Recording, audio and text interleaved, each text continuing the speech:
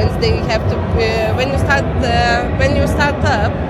What kind of points you should be aware to know, or what kind of regulations or from a regulatory perspective? Yeah. Well, there's at least 16 European regulations that affect vapor products, but it really depends whether you're talking about device or e-liquid, and then whether if it's e-liquid, whether it's zero nicotine or nicotine containing. Okay. All right. So is it specific to something that you're a project, or you just generic? Generic. Right. Okay. So if you're talking generic, the majority of startups are going to be e-liquid manufacturers. Yeah. So if you looked at it on the basis you've got zero nic and then nicotine containing. So TPD is going to affect everything within the nicotine, and then you've got the General Product Safety Directive, and then all of the transpositions within that. So for the UK, you've got the General Product Safety Regulations. All right. Okay. So this is a transposition of the European directive. The TPD, for example, has a transposition of the TRPR, which is the UK transposition of the European directive. All right. Okay. So every other member state will have a transposition of this document. So this is the directive. This sets out the minimums that the member states need to apply by, and then the local transposition document or law is what brings it into law in that country. All right. So there'll be 28 versions of the transposition. Okay. One for each country, if they do transpose it into law. So if you're talking just about UK, so Yeah. what is the main law which they have to know in the first point they come up? The main one for nicotine containing is TPD, obviously. There are guidelines set out that you need to follow in terms of analytical tests, banned substances, and obviously you need to register with the European Union to make the notifications. But there are, within the TPD, they refer to other regulations such as CLP, which is a classification and labelling. All right. Yeah. So this will determine what you put on your bottles. So for nicotine, anything up to 16.6 milligrams has the exclamation mark. Okay. And then anything above 16.6 nic has the skull and crossbones. Okay, Yeah. so it's new for me, yeah. But I usually I saw these ones. Yeah, so this design. is anything below 16.6 milligrams. All right. So what about the juice? If I want to make my own brand juice, what I should be aware about the GPS? This is for zero nicotine. Yeah. The General Product Safety Directive is a catch-all. So if you think that this sat down here, so anything that didn't get caught by the regulations for a nicotine product, Yeah. but the GPSR is a catch-all for all products that are sold in Europe, regardless of whether it's a phone, a pen, All right. or a juice. So the general principles are that if you're putting a product on the market, you're making it available, you have to ensure its safety. So you have to ensure adequate testing, and you have to ensure its safety. So what they tend to do is they'll look at other regulations that fall within the same industry. So here, what they'll do is look at any other or any other vaping products that are regulated. All right. So there's nothing closer to a zero nicotine to an e-liquid with nicotine. So they would look at the TPD and see what the general requirements were under the TPD, and apply a level. So the difference is if trading standards looked at zeros, Okay. they would look back and refer back to the regulation for nicotine-containing liquid and say, right, you need to ensure that it doesn't contain banned substances. Okay. You need analytical testing. You need to comply with CLP. You'll need safety data sheets, toxicological risk assessment. The only difference is you don't need to comply. You don't need to register. You don't actually need to make a notification to the EU. Alright. Although in Belgium and Holland, or Holland particularly, now you do. Okay. So if I have a product, I'm already past this kind of stage. Probably it takes ages to pass that, but I'm already on that way. What kind of marketing or how I should know what kind of legislation I should wear? When I'm make any marketing or what kind? The marketing is covered under TPD. All right. There's limits to what you can do now. You can't do any marketing that crosses borders, so nothing that would be international. Wow. Okay. Sad. Sad. Yeah, but it doesn't really make sense for sure. Yeah. You can advertise on a bus. Okay. You can advertise on posters, billboards, but you couldn't do radio. You're limited on social media, so it is very restricted in what you can do. Can I ask this? For example, nicotine, and now at the moment it's very popular CBD products. Yeah. So these ones, this is similar, or how is it the registration? CBD is currently unregulated. There's no regulations. All right. Well, the GPSR would apply. Okay. Because you still need to apply a level of safety. You need to ensure that there's no THC content. Yeah. So you need to have some lab testing and batch testing to ensure that there's no THC, there's no mold, and generally that the product is safe. What is the level of THC that is happening? We tend not to do much. We tend not to do anything at the moment on CBD because it's difficult. But I believe it's 0.1%, if memory serves. I think something like that was about 0.3. Yeah, 0.3. I think so. Right, Yeah. so that's higher than I thought. I thought it was 0.1 or 2. So. Anyway. Anyway. Yeah. What else?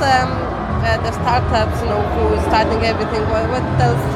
I know that a lot of things they have to be aware, but after these kind of steps, what else they have to look after?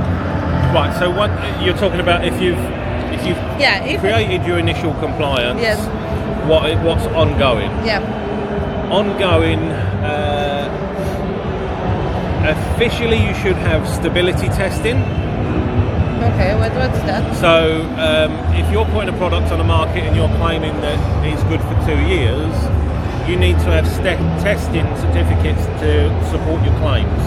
Okay. Yeah, so labs will do accelerated testing, for example.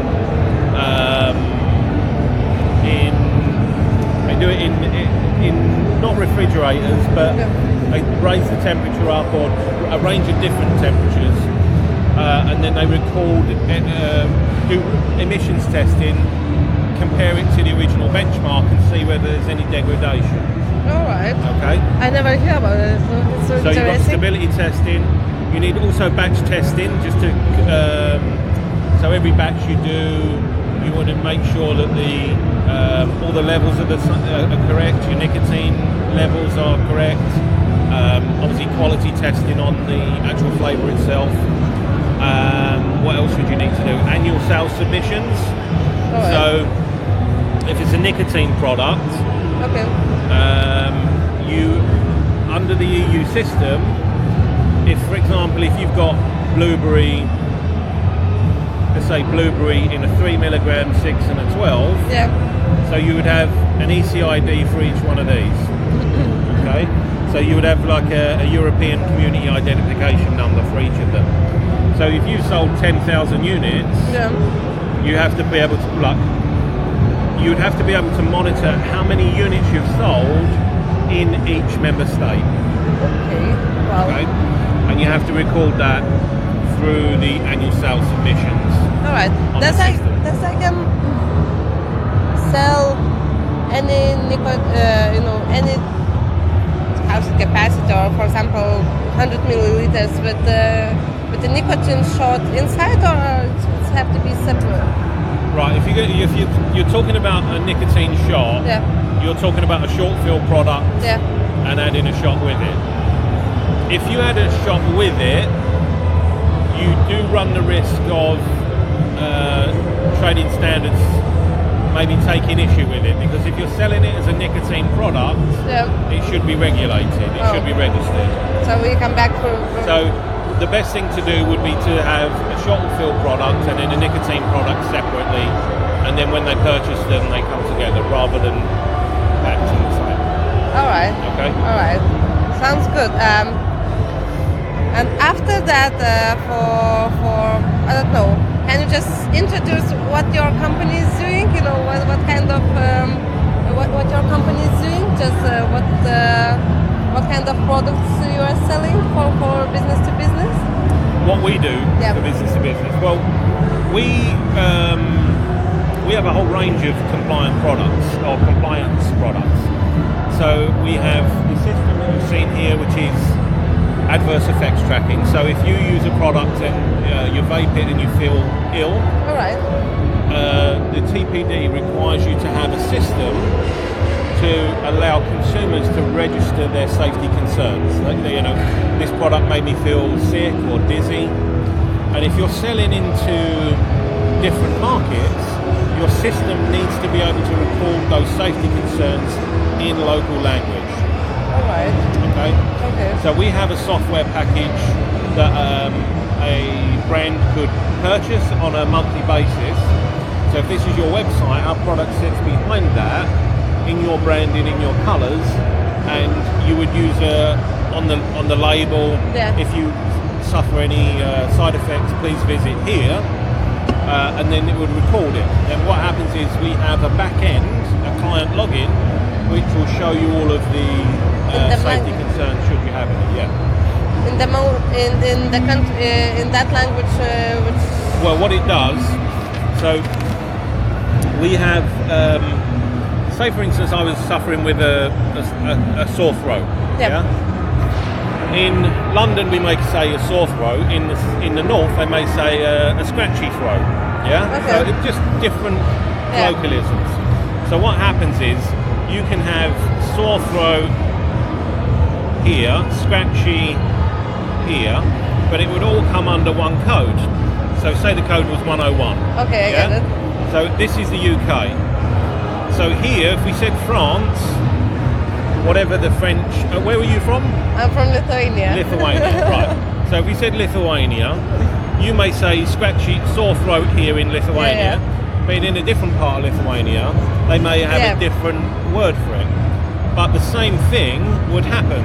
So because we use the Medra database, which is an official database, all of these, the same thing, regardless, whether it's a slightly different variation, but across all 24 of the member state languages, would have the same code, right?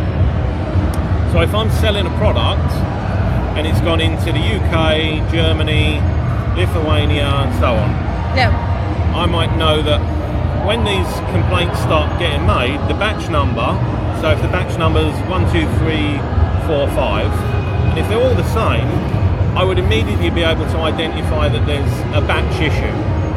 Okay. So we could then start recall proceedings, because what I can see is, right, I've got a lot of people in the UK with a sore throat, which is code 101. We're seeing the same in Germany, 101, and the same in Lithuania, 101. So we then now know that there's a problem with that product, and we can issue recall proceedings. Wow. So the customers, they log in the platform, or they log in. So our clients, so the liquid owners would log in.